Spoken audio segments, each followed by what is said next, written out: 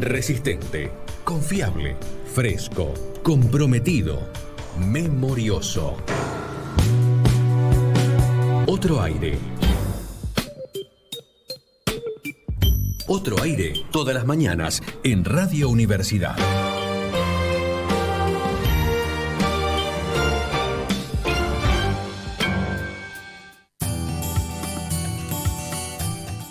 Diez, 22 minutos, venimos preguntándonos y también contando acerca de esta jornada de lucha que desde distintos pueblos originarios están impulsando, que arrancó ayer en algunos lugares con distintas manifestaciones y se extiende hasta el 18.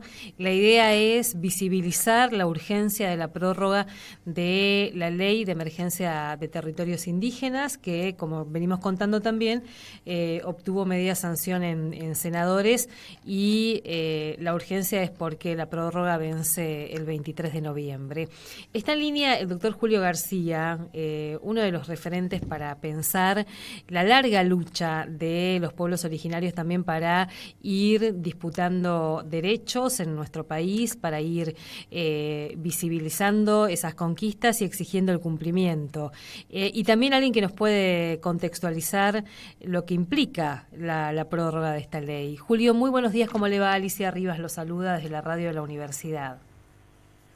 Hola Alicia, buenos días para vos, para el equipo, para la audiencia de Radio Universidad, para la Universidad, para Misiones, muchísimas gracias. Gracias por atendernos.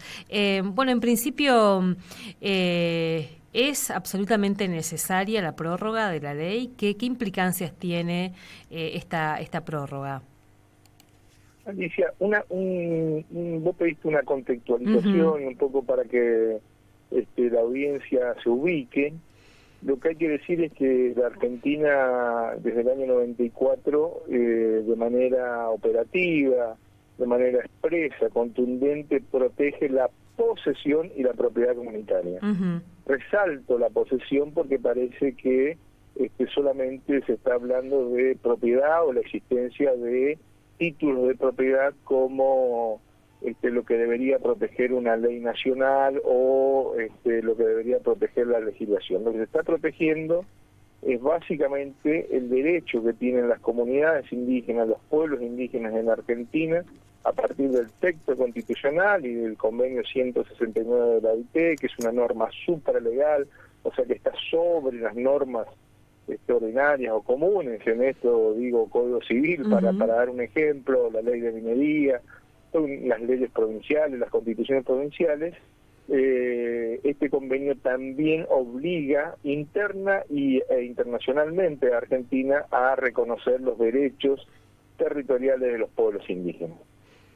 Dicho esto, hay que remitirnos al año 2004, al año 2005, al año 2006, donde a partir de una serie de acciones, principalmente en dos provincias, pero a lo que no escapa Misiones, Salta y Neuquén, empezaron con una serie de desalojos sistemáticos a comunidades indígenas. ¿Cuál era el argumento? Que había un titular registral, alguien que tenía una escritura pública, alguien que muchas veces no vivía en la zona, en el lugar, y venía y desapoderaba mediante una acción muy rápida a las comunidades indígenas de sus territorios ancestrales, que lo poseían, que estaban en el lugar, que tenían un modo de posesión distinto, no tenían alambrado, no tenían granero, ¿no? pero tenían una posesión efectiva, de una fe pública.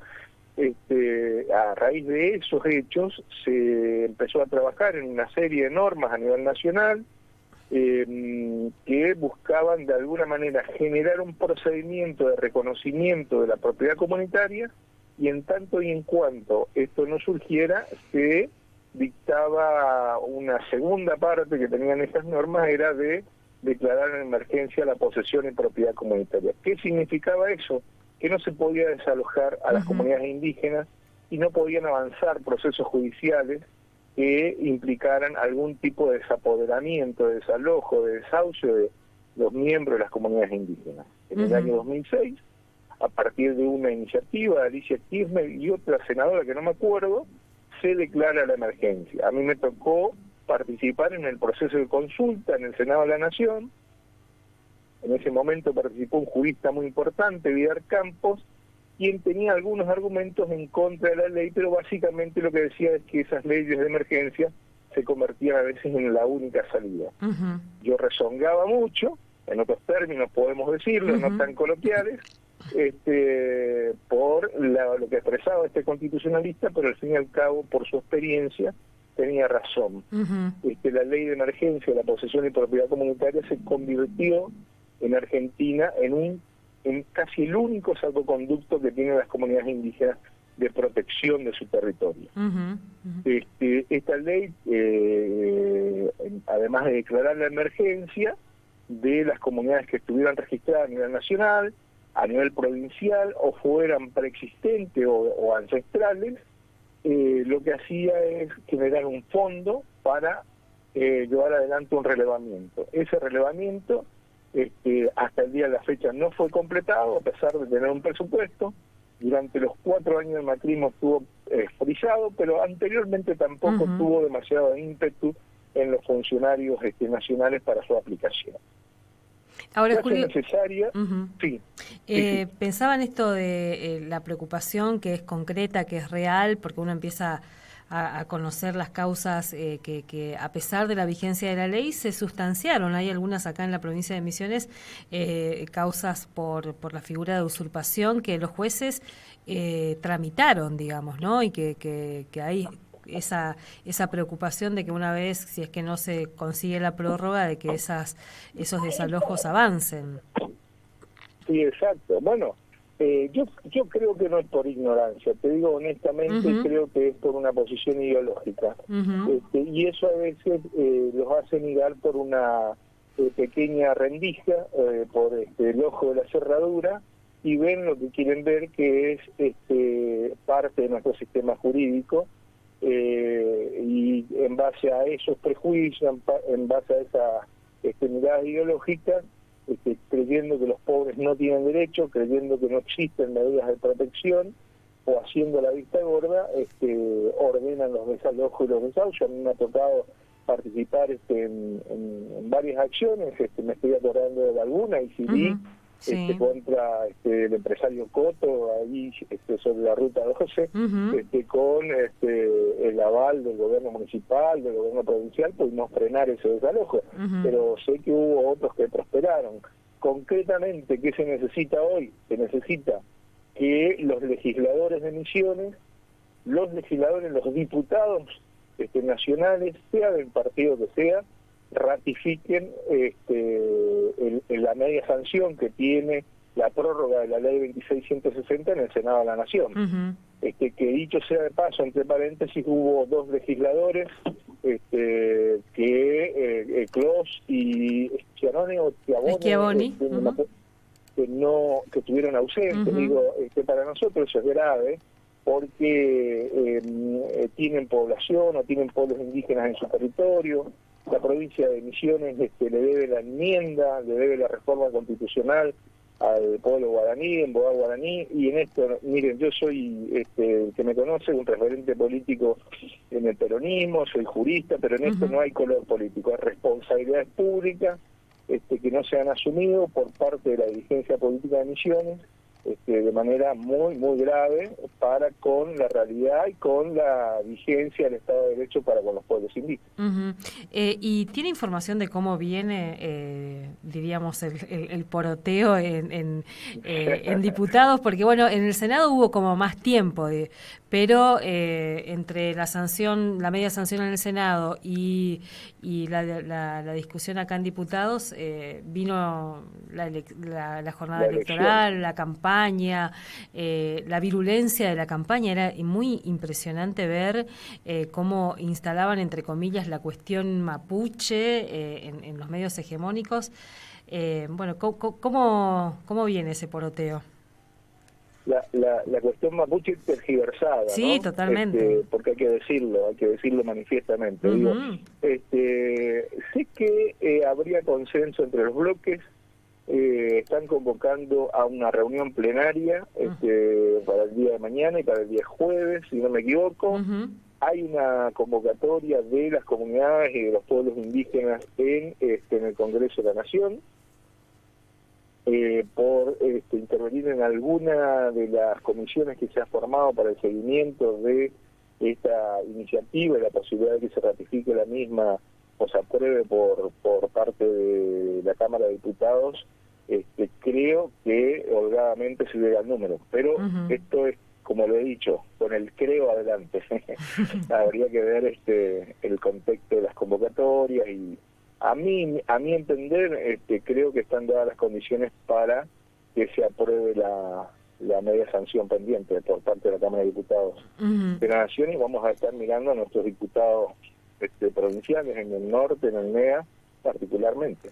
Estuvimos haciendo ahí nosotros un recorrido por nuestros legisladores y las evasivas son... algunos dijeron, pero me parece que no está en la agenda. Inclusive algunos plantearon que no estaría garantizada la prórroga y habría que pensar en un decreto. ¿Existe esa posibilidad, si es que no avanza la prórroga, de que se termine pensando en una especie de decreto para, no sé, dar continuidad al relevamiento? Yo creo que está dentro de las facultades. Está dentro de las facultades la utilización del decreto. Eso lo evaluamos entre distintos asesores legales hace 3-4 semanas con el Gobierno Nacional. Es una alternativa, pero lo más saludable en términos políticos, en términos jurídicos, en términos legislativos, es la media sanción por parte de la Cámara de Diputados de la Nación. Julio, ¿y por qué no se termina el relevamiento? ¿Cuál es, si uno tuviera que explicarle a la ciudadanía, desde el 2006 está en vigencia, con varias prórrogas, cuál es el problema para avanzar con el relevamiento? Bueno, que se convirtió en la única herramienta. Yo estoy hace rato insistiendo en la necesidad de que se cumplimente también con lo que establece el Código Civil desde el año 2015, pero lo establece también la Constitución Nacional, lo prevé también el Convenio 169 de la OIT, y si había alguna duda, lo prevé la reciente sentencia de febrero, el 6 de febrero del año pasado, en el caso de asociación y miembros del pueblo Huichila, la organización La Cajonat, contra Argentina, en donde se ordena que se instrumente una ley de acceso a la propiedad comunitaria. Me parece que se tiene que instrumentar un canal, un medio, un camino para que las comunidades comiencen a reivindicar la titularidad y el Estado tenga también un rol ahí de directriz, un rol activo en el acceso a la propiedad comunitaria. Digo, ya no basta con la emergencia, sino que directamente tenemos que ir a el acceso al territorio de las comunidades indígenas. Y para eso es necesario una ley. Sí, una ley nacional. Sí, una ley nacional. Y me parece que también están dadas las condiciones. Yo creo que hay que insistir, hay que movilizarse. El escenario, yo siempre hablando, disculpen que sea referencial, hablando con los dirigentes indígenas, muchos de ellos hoy tienen estudios terciarios, universitarios, y digo, comparo la lucha de sus abuelos o de sus padres, que eran analfabetos, semi-analfabetos, con poco acceso a la información, pero con una claridad conceptual ideológica sobre el horizonte a seguir y las conquistas a lograr, que deberían ellos de alguna manera tomar esas banderas e insistir con generar un nuevo plexo de normas, no solamente en el tema de propiedad, también una sentencia complementaria en el caso de la Cajonat de noviembre del año pasado ordena que se lleve adelante la implementación de una ley de consulta libre, previa e informada. Hay una serie de obligaciones que tiene el Estado que tiene que cumplirlas y que seguramente en algún momento van a empezar en un proceso de ejecución si el gobierno nacional o los estados provinciales no toman nota de ello e instrumentan ese ordenamiento necesario y urgente para con las comunidades indígenas. Julio, para no dejar pasar lo que hablaba de la cuestión mapuche, y entre comillas, porque es un poco como se vino contando, ¿qué fue lo que más preocupó de esa forma de poner, de visibilizar el reclamo de las comunidades mapuches? Bueno, a mí me parece que lo que ha hecho la Constitución Nacional es colocar a los pueblos indígenas en un escenario de no violencia, en un escenario de no enemigo, en un escenario de construcción de consenso. Hay provincias en particular, la provincia de Río Negro, pero también la provincia de Neuquén en su momento, que han tomado como eje la construcción del enemigo, de la estigmatización, e indudablemente de la mano de algunos juristas y de algunos intereses corporativos. Cuando digo jurista, digo el constitucionalista Daniel Sapsay, y cuando digo algunos intereses empresariales, digo Benetton, las empresas ligadas a la cuestión minera en el norte y el sur de nuestro país, que ven la cuestión indígena como una amenaza, y entonces utilizan los distintos medios de comunicación hegemónicos, como se los denomina ahora, o yo digo repetidores de hegemonía, como vemos nosotros en cada una de las referencias locales que tienen estos medios hegemónicos, un discurso violento, un discurso racista, un discurso que me parece, aparte de mendaz, hostil y tendencioso hacia los pueblos indígenas en general. Eso me parece muy, muy grave. Yo he conocido la experiencia de Chile, tuve la oportunidad de estar en Chile, visité la cárcel de Temuco, y la verdad que uno se queda impresionado cuál es el tratamiento que se le da con la ley antiterrorista a los pueblos indígenas. Y a un estudiante de clase media de Santiago de Chile decían en referencia a los dirigentes indígenas ejecutando el mismo acto en su momento. Digo, me parece que ahí la construcción del enemigo y la respuesta punitiva que tiene el sistema está cargada de ese racismo, de esa hostilidad, y me parece que hay que desmontar ese andamiaje. Y lo mejor es visibilizarlo. El macrismo con la presencia de Patricia Bullrich y su discurso fue corriendo, digamos, como un eje cuando veníamos trabajando otras cuestiones, como cuando veníamos también visibilizando de otra manera las luchas, más allá de las hostilidades que ya conocíamos, pero es como que durante la gestión de Bullrich se atravesó un límite ahí, ¿no? Y me parece que era un discurso que estaba latente. Me parece un discurso que lo que hizo Bullrich y toda la patota que estuvo a cargo de seguridad y de justicia a nivel nacional en la gestión de Macri fue traer a la superficie lo peor del racismo y que lo vemos también nosotros ahora implementado con el emergente de derecha básicamente en Capital Federal y en Buenos Aires, pero que no va a ser ajena a todo el territorio nacional. Julio, seguramente vamos a volver a charlar porque decíamos también cada vez que tratamos este tema, si hay resistencias con el relevamiento, cuando estemos en el escenario de que hay que restituir formalmente o reconocer formalmente esos territorios que poseen las comunidades, imaginamos que ahí también va a haber otro tipo de resistencias. Sí, a veces son menos visibles, pero que tienen la misma enjundia para con los pueblos indígenas.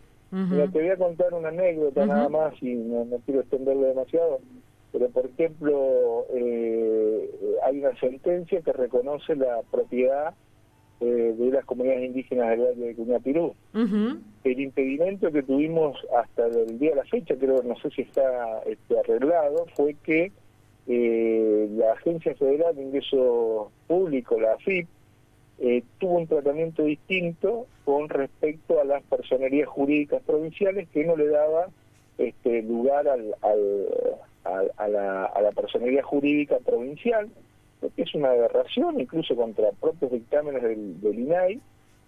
Tuvimos que iniciar una acción declarativa en la Defensoría Pública o el Ministerio Público de la Defensa a nivel nacional para que empezaran a darle el libre impuesto a las comunidades indígenas a partir del reconocimiento, la validez de la personalidad jurídica de esas comunidades que habían tramitado a nivel provincial. Una locura, pero digo, esas resistencias tiene un emergente y un componente que uno lo visibiliza de distintas maneras. Uh-huh. O en el caso, ya que hablamos del Alto Valle del Cuñapirú, también el proceso incentivado de ocupación de ese territorio de las comunidades, promovido por el intendente de esa localidad, de Aristóbulo del Valle. Exacto, digamos, ¿no? Exacto. Eso es racismo. Uh-huh. Eso es racismo, y la agencia judicial o los referentes políticos, los operadores judiciales, mirando para otro lado como si nada pasara. Uh-huh. O ojo que se les ocurra a las comunidades hacer un acto de desposesión o un acto que ellos consideran usurpación, porque ahí sí todo el sistema político, policial, judicial, sí, tiene una respuesta corporativa, reaccionaria, en detrimento de los sectores más vulnerables. Uh-huh. Y en algunos casos es como que están esperando alguna reacción de las comunidades, sí, claro, como para poder sobreactuar esa parte del Estado. Julio, muchas gracias.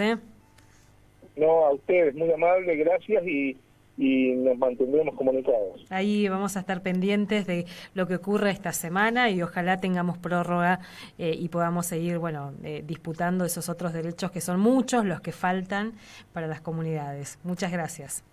Muy amable, gracias. Saludos a la audiencia de ustedes. Hasta luego. El doctor Julio García,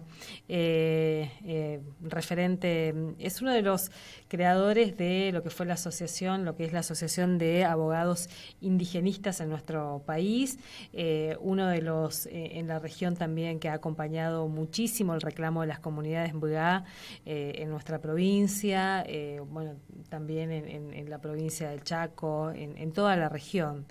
Y en este contexto, la expectativa puesta en cómo avance en diputados el tratamiento de la prórroga de la Ley de Emergencia de Territorios Indígenas. El dato que nos daba es que ya se habían ahí reunido con otros asesores jurídicos o con otros juristas para analizar con referentes del Gobierno Nacional un escenario donde no avance la prórroga en diputados. Y ahí el decreto sería una de las opciones o una de las vías, pero no descarta que tiene como optimismo al plantear que podría definirse en diputados esta semana.